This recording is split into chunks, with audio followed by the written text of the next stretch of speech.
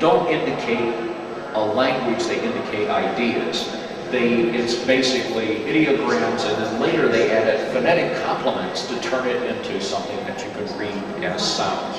Now, you know something, the other ossiculus suggests that the hieroglyphic system was first done by the Nubians. Do you have any archaeological backup for that? Well, you can see that the white crown is itself a hieroglyph. It's a specific symbol. The falcon is a hieroglyph. It's a specific symbol. The seraph is a specific symbol. And this is, in a sense, these ideas are emerging from the gloom in the Naqada period in both Egypt and, of course, associated in Nubia. As Clyde Winters apparently suggests that he can decipher... I think it is currently being studied most intensively in Paris. The documents are collected in a thing called a repertoire de pictographie méroitique, and the person who is in charge of that is a man by the name of Gloria. Across some suggestion that the earliest pots in the Nubian terrain would be about, 10,000. Roughly, yes. 10,000 BC. About 10,000 years old, not necessarily BC. Right. That is as old as pottery is known anywhere, and pottery in Africa tends to be earlier than pottery in the Near East. I see. I noticed Niger seems to have some pretty early pots. Yes. I was really taken aback. They have a significant Neolithic that goes all across the African continent. This is a discovery of another German expedition from the University of Cologne, or Cologne, where they found very early pots. And in a book, the professor there, Rudolf Cooper, has made the case for this very early pottery in Nubia. We don't have examples of it here. You don't have examples? Yes, that is from away from the Nile Valley. This is from the Nile Valley, and of course that's later. Yes. And the overwhelming majority of Meroitic inscriptions, in fact, are these very brief things that just invoke Isis and Osiris and give the name and family associations and some of the titles of deceased persons who are buried in associated tombs. You can see here the list of the signs. It's alphabetic. Hieroglyphics is not alphabetic. Just came from some research in the Sudan, I think. Yes, we were. What's the latest? What's the latest discoveries? But the main archaeological effort is now to rescue materials from this new dam that's being erected at the Fourth Cataract.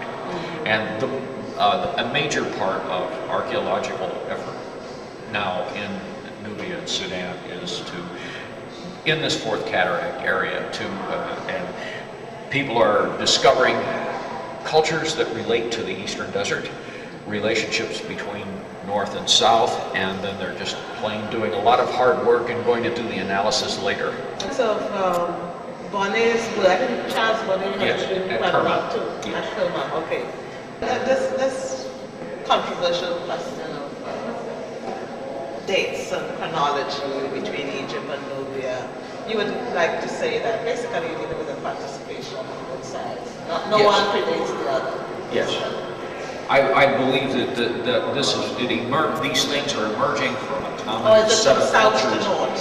That the original movement in the Neolithic, this is before what we're seeing in this exhibit, the phase before. It would be nice to have something in the exhibit from this phase before, but we have to realize the last 5,000 years is what this exhibit is about. There was 5,000 years before that. That movement back 10,000 years ago, up front across Africa and moved northward. And then you might say that as things dried out, they became more and more specific and regionalized around the Great Massifs, which incidentally had more water than the surrounding areas because they forced the air up and got some rainfall. I guess it's a 25th dynasty, right? Yes. Phenomenon of, let's say, a new opinion, because it's not. There is some new data and some re-evaluations of some very interesting things that have been known for a long time.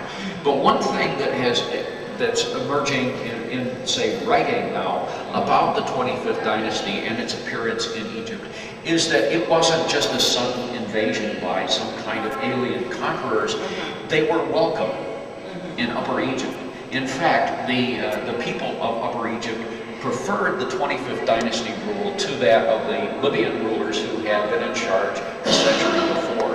And the founder of the dynasty in Egypt, that is Kashta, his name probably means the Cushite. Apparently took over Upper Egypt peacefully. And they were considered perfectly legitimate by the Upper Egyptians.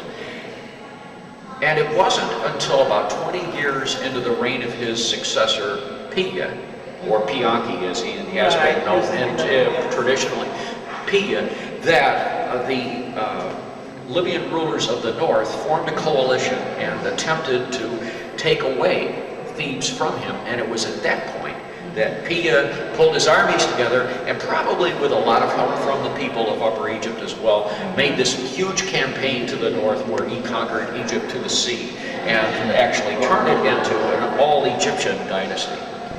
I dug a pyramid of the 25th dynasty at Tombas last year. Stuart Tyson Smith made a really interesting discovery of a burial of a warrior, a soldier of the 25th dynasty, dating to the successor of Pia Shabako.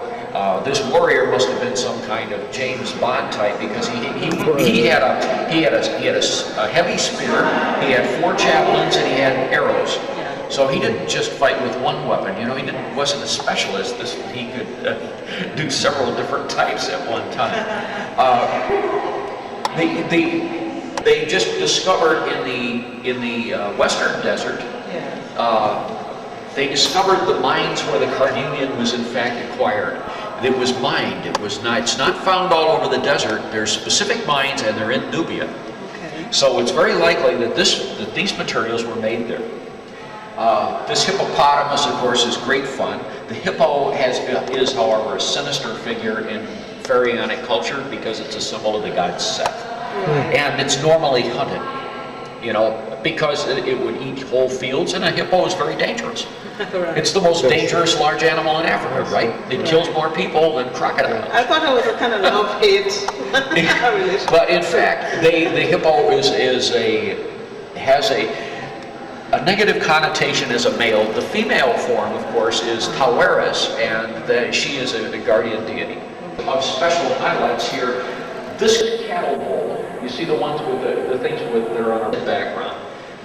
The cattle culture is very important, but this bowl, and there's one rather like it, although this is the better of the two, in the Cairo Museum.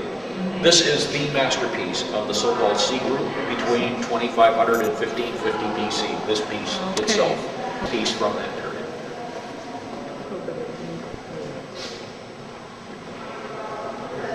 Okay. And of course the famous black top.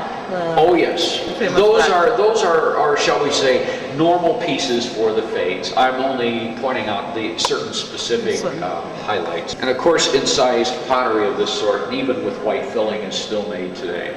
This stone stela was purchased by Breasted. And what it shows is a prince by the name of Pekertror, who has gone north apparently from Kush to Abydos to deal with the burial of his mother Pabatma. This is in the time of Kashta. This is very early. His name actually means Peker is the word prince. Ah, okay.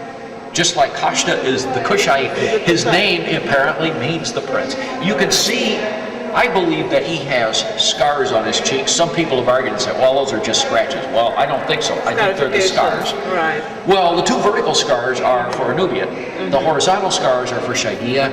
And there's a map of these for Sudan. They're studied in, I believe, Sudan Notes and Records, and there's, they have ethnic and tribal significance.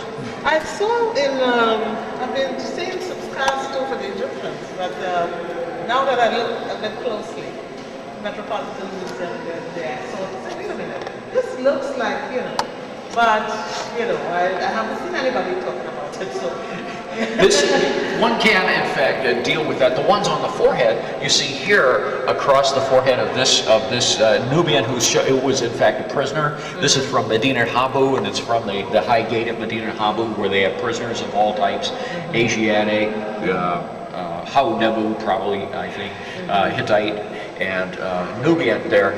Now, the scarification here on the forehead in modern times, I believe, is Dinka, is it not?